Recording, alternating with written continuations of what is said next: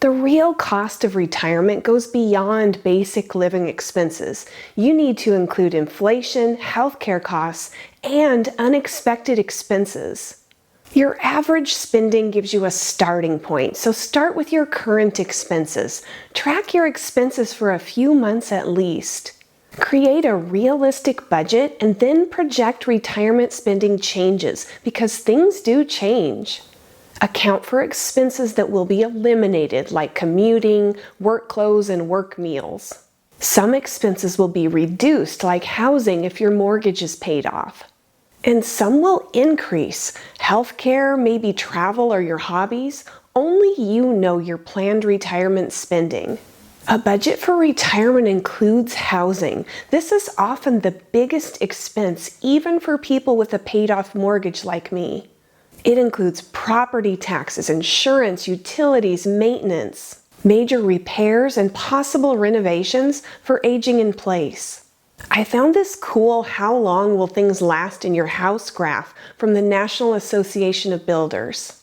My house is only 12 years old, so I haven't had any major expenses yet, but I knew I needed to plan for them. So far, I've replaced my carpeting, my kitchen faucet, my washing machine, my garbage disposal, my shower faucet, my smoke detectors, and I've had work done on my HVAC unit. So the bigger costs that I know will eventually be needed are exterior paint and a new roof. Those things are not cheap. If I'm in this house for another 10 years, I can count on those costs. Your budget also needs to include transportation. Commuting costs may disappear, but maintenance won't. Auto maintenance, insurance, and replacement will continue. If you plan to travel a lot, you may have higher than normal transportation costs in the first part of your retirement. Healthcare is another big expense, and costs will rise with age. This category includes premiums, copays, deductibles, and prescription drugs. If you retire before you're 65, you'll need to bridge your health insurance until Medicare age. I'm currently using ACA, and there are some other alternatives. Food is another big expense. This includes groceries and dining out. Your dining habits may change, but food will be a consistent cost. There are many other expenses too. There's clothing, personal care, entertainment, and miscellaneous things. I have retirement spending budget videos where I share my actual spending. I'll link those below in case you're interested.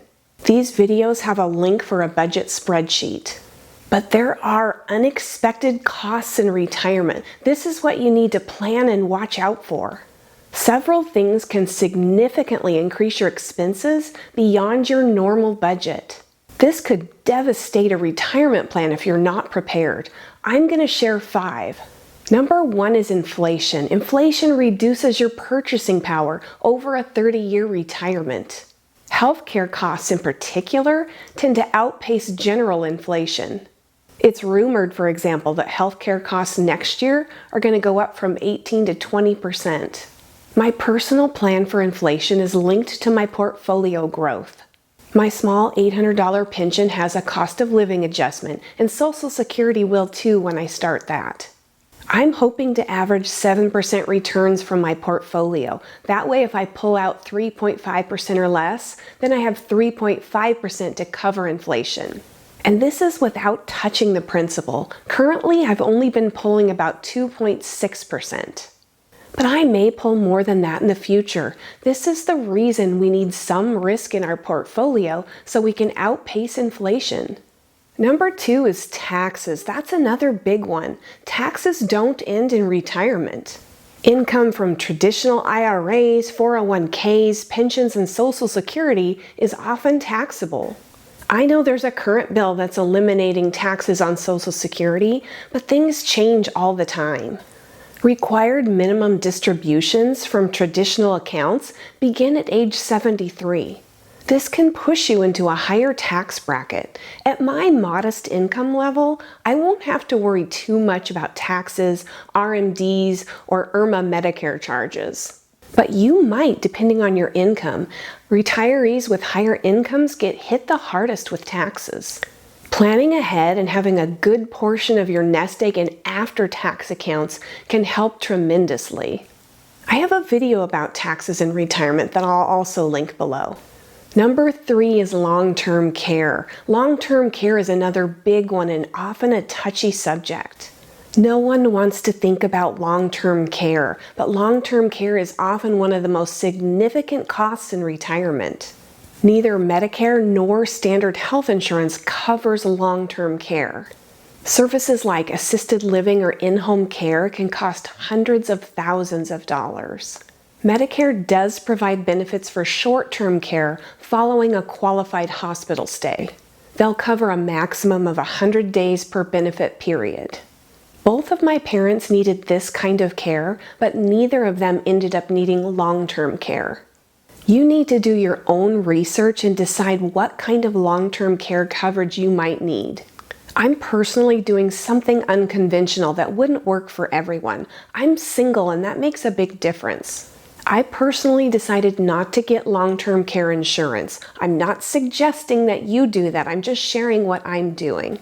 Long-term care policies are pricey. According to Google, the average stay for long-term care is about 2 years. Long-term care could cost around $70,000 a year for assisted living, and it could cost $131,000 a year for a private room in a nursing home.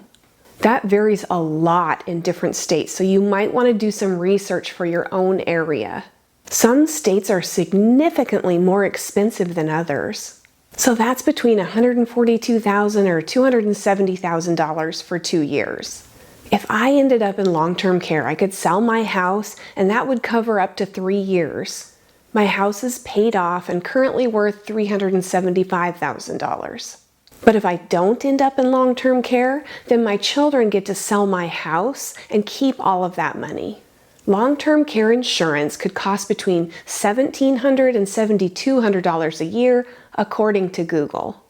I'm almost 60, so I would guess around $4,500 a year for me to start. So if I paid for long-term care insurance for 30 years or more, it could add up to over $135,000. I know it varies a lot, and I know some people will not agree with me not having long-term care insurance. This is just what I personally decided to do. Whether or not you get long-term care insurance, you do need to have a plan. Number 4 is market volatility. This can be another big one. A downturn in the stock market early in your retirement is called sequence of returns risk. This can deplete your portfolio faster when withdrawals are needed for living expenses. I use the retirement bucket strategy. I'm a bit of a worrier, and this allows me to sleep at night. The bucket strategy provides income, but allows you to ride out market downturns without selling investments at a loss. It separates your retirement funds into buckets on paper. Each of the buckets has a specific purpose based on when you need the money. Bucket number 1 is short-term, no-risk cash. Bucket number 2 is mid-term, low risk, and bucket number 3 is long-term and more risk. People argue that keeping 3 years worth of cash in bucket number 1 means losing opportunities, and this is somewhat true. But cash doesn't mean it's not making any interest. Currently, the money I have in bucket number 1 is making about 4%. That's more than most cost of living adjustments. But the real value of the cash bucket is an insurance policy against market downturns or other emergencies. I've made several videos about this that I'll link below. Number 5 is family crises. Having to help family financially is another unexpected cost. Retirees sometimes find themselves financially supporting adult children, aging parents, or grandchildren. This can be a strain financially. The death of a spouse is another emotional and financial shock. That could lead to a significant reduction in income. So make a list, do some number crunching, get a realistic estimate for your retirement plan. And don't forget about these hidden, unexpected costs. So what did I forget? What unexpected costs would you add to the list? If you want to share, feel free to leave a comment. If you're seeing me for the first time, hi, I'm Julie and this channel's Happy on Monday. Thanks for joining me. If you found this helpful, please like. And if you're interested in retiring early, consider subscribing. I'm going to leave you with a quote by Rosa Parks. Knowing what must be done does away with fear. Hope to see you again soon.